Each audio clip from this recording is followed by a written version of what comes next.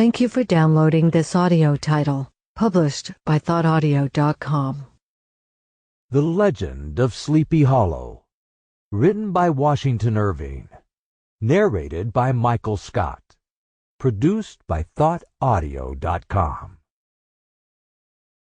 Found among the papers of the late Dietrich Knickerbocker.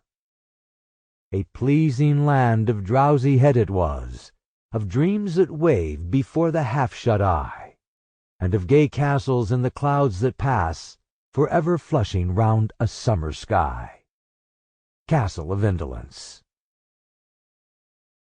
In the bosom of one of those spacious coves which indent the eastern shore of the Hudson, at that broad expansion of the river denominated by the ancient Dutch navigators the Tamten Zee, and where they always prudently shortened sail and implored the protection of St. Nicholas when they crossed, there lies a small market town or rural port, which by some is called Greensburg, but which is more generally and properly known by the name of Tarrytown.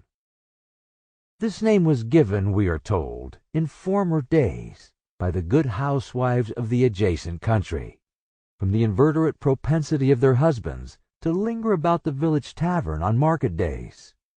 But that as it may, I do not vouch for the fact, but merely advert to it, for the sake of being precise and authentic.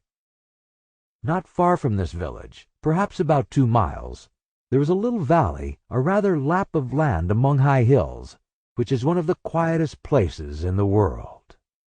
A small brook glides through it, with just murmur enough to lull one to repose, and the occasional whistle of a quail or tapping of a woodpecker is almost the only sound that ever breaks in upon the uniform tranquillity.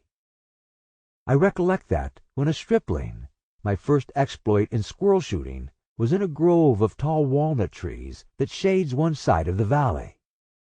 I had wandered into it at noontime, when all nature is peculiarly quiet, and was startled by the roar of my own gun, as it broke the Sabbath stillness around, and was prolonged and reverberated by the angry echoes.